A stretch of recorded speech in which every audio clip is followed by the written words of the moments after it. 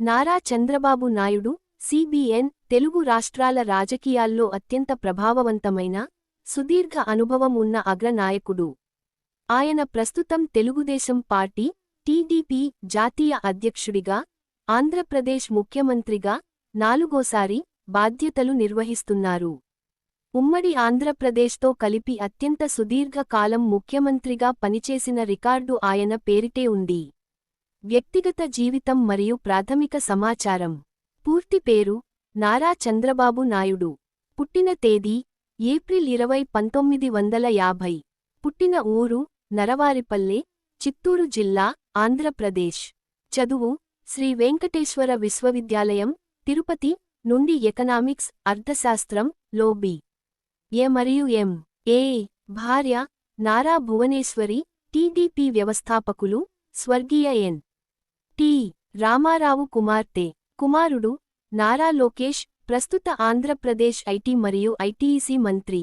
రాజకీయ ప్రస్థానం, time line.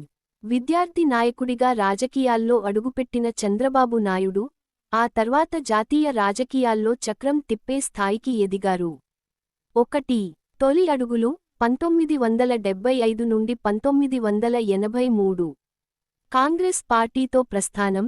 యువజన కాంగ్రెస్ నాయకుడిగా చంద్రబాబు తన రాజకీయ జీవితాన్ని ప్రారంభించారు. అతి పిన్న వయస్కుడైన మంత్రి. 1978లో చంద్రగిరి నియోజకవర్గం నుండి తొలిసారి ఎమ్మెల్యేగా ఎన్నికయ్యారు. ఆ తర్వాత 30 ఏళ్ల వయసులోనే రాష్ట్ర క్యాబినెట్లో సినిమాటోగ్రఫీ మంత్రిగా బాధ్యతలు చేపట్టి, ఆ కాలంలో అత్యంత పిన్న వయస్కుడైన మంత్రిగా రికార్డు సృష్టించారు. 2. తెలుగుదేశం పార్టీలోకి మార్పు 1983 నుండి 1995. 1983 ఎన్నికల తర్వాత ఆయన తన మామగారైన నందమూరి తారకరామారావు, ఎన్టీఆర్ స్థాపించిన తెలుగుదేశం పార్టీ, టీడీపీ లో చేరారు.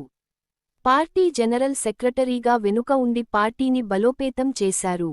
తెలుగుదేశం పార్టీ కార్యాలయాలను కంప్యూటరైజ్ చేయడం, కార్యకర్తలకు శిక్షణా తరగతులు నిర్వహించడంలో కీలక పాత్ర పోషించారు. 3. ఉమ్మడి ఆంధ్రప్రదేశ్ ముఖ్యమంత్రిగా 1995 నుండి 2004.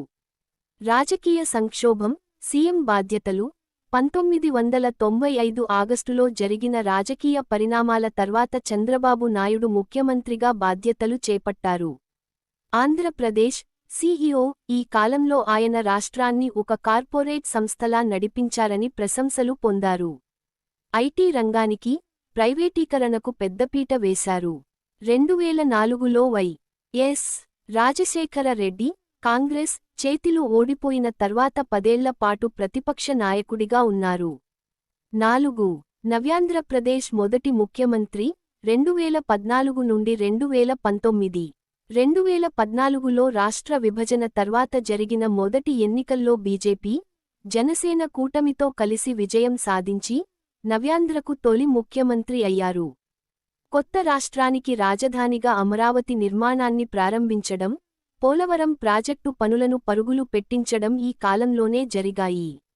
5. ప్రస్తుత హయాం 2024. ప్రస్తుతం 2019 నుండి 2024 వరకు ప్రతిపక్షంలో ఉన్న చంద్రబాబు, 2024 అసెంబ్లీ ఎన్నికల్లో టీడీపీ, జనసేన, బీజేపీ కూటమితో సంచలన విజయం సాధించారు. జూన్ 2024లో ఆయన 4వసారి ఆంధ్రప్రదేశ్ ముఖ్యమంత్రిగా ప్రమాణ స్వీకారం చేశారు.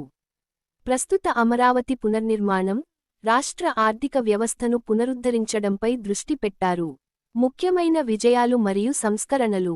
ఐటీ విప్లవం, హైటెక్ సిటీ, సైబరాబాద్, హైదరాబాద్ను ప్రపంచ ఐటీ పటంలో నిలబెట్టిన ఘనత చంద్రబాబు నాయుడిదే. మైక్రోసాఫ్ట్, గూగుల్, ఐబీఎం వంటి అంతర్జాతీయ దిగ్గజాలను హైదరాబాద్కు తీసుకువచ్చి, హైటెక్ సిటీ స్థాపనలో కీలక పాత్ర పోషించారు. బిల్ గేట్స్ వంటి ప్రపంచ స్థాయి ప్రముఖులతో నేరుగా చర్చలు జరిపి పెట్టుబడులను ఆకర్షించారు. ఈ గవర్నెన్స్ మరియు పరిపాలనా సంస్కరణలు, భారతదేశంలో డిజిటల్ పరిపాలన ఇంకా ఊపందుకోకముందే చంద్రబాబు ప్రభుత్వ కార్యాలయాలను కంప్యూటరైజ్ చేశారు.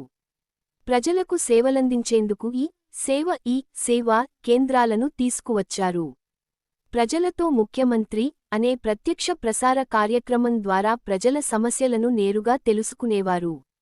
గ్రామీణాభివృద్ధి మరియు మహిళా సాధికారత, డ్వాక్రా, DWCRA గ్రూపులు, గ్రామీణ మహిళల ఆర్థిక స్వావలంబన కోసం డ్వాక్రా పొదుపు సంఘాల నెట్వర్క్ను రాష్ట్రవ్యాప్తంగా బలోపేతం చేశారు. జన్మభూమి, గ్రామాల్లో ప్రజల భాగస్వామ్యంతో అభివృద్ధి పనులు చేపట్టేందుకు, మౌలిక వసతులు కల్పించేందుకు జన్మభూమి కార్యక్రమాన్ని విజయవంతంగా అమలు చేశారు. జాతీయ రాజకీయాల్లో కింగ్మేకర్, కేంద్రంలో ప్రభుత్వాల ఏర్పాటులో చంద్రబాబు నాయుడు పలుమార్లు కీలక పాత్ర పోషించారు.